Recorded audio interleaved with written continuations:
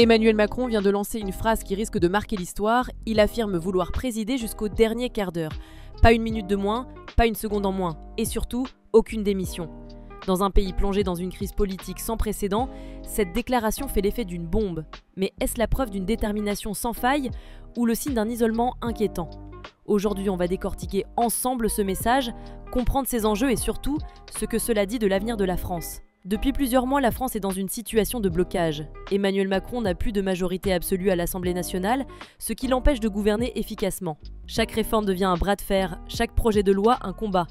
À cela s'ajoute une opposition qui se frotte les mains. Jordan Bardella et le Rassemblement national, mais aussi d'autres partis, voient dans cette fragilité une opportunité historique. Bardella l'a dit clairement, il faut revenir aux urnes, soit par une dissolution, soit par une démission du président. Ce bras de fer est inédit. Rarement sous la Ve République, un président en exercice s'est retrouvé aussi affaibli politiquement, sans marge de manœuvre, tout en étant encore au cœur du pouvoir. C'est dans ce climat tendu qu'Emmanuel Macron a pris la parole dans une entrevue exclusive au JD News. Ses mots sont clairs, précis, presque martelés. Il veut présider jusqu'au dernier quart d'heure. Qu'est-ce que cela signifie ? D'abord qu'il exclut totalement l'idée d'une démission. Ensuite qu'il refuse de laisser son mandat écourté, même si la crise politique s'aggrave. Enfin, qu'il veut donner l'image d'un capitaine qui tient la barre jusqu'au bout, même dans la tempête. Mais ce choix a deux lectures possibles. Pour ses soutiens, c'est un signe de force et de stabilité. Macron refuse de céder à la rue, aux pressions, aux critiques. Pour ses adversaires, c'est au contraire le symbole d'un président obstiné, sourd et de plus en plus coupé du pays réel. Tenir jusqu'au dernier quart d'heure, c'est peut-être courageux, mais c'est aussi extrêmement risqué. Car que va-t-il se passer dans les prochains mois ? Un Parlement bloqué ? Sans majorité, chaque loi risque de tourner au fiasco.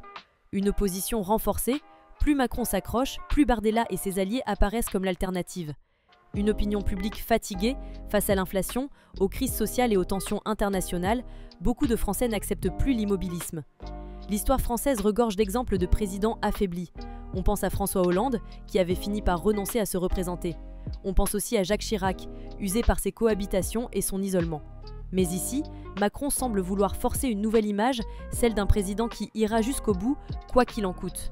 En affirmant vouloir rester jusqu'au dernier quart d'heure, Emmanuel Macron s'est enfermé dans une posture qui sera jugée par l'histoire. Pour certains, c'est la preuve qu'il reste debout face à la tempête, qu'il incarne encore une certaine forme de stabilité dans un pays divisé. Pour d'autres, c'est l'ultime preuve de son isolement, d'un président qui s'accroche à son fauteuil alors que tout autour de lui vacille. Alors, posons-nous la vraie question.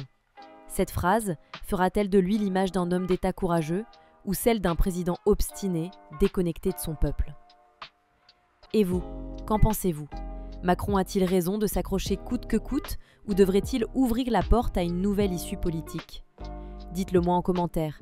Ce débat, c'est avant tout le vôtre.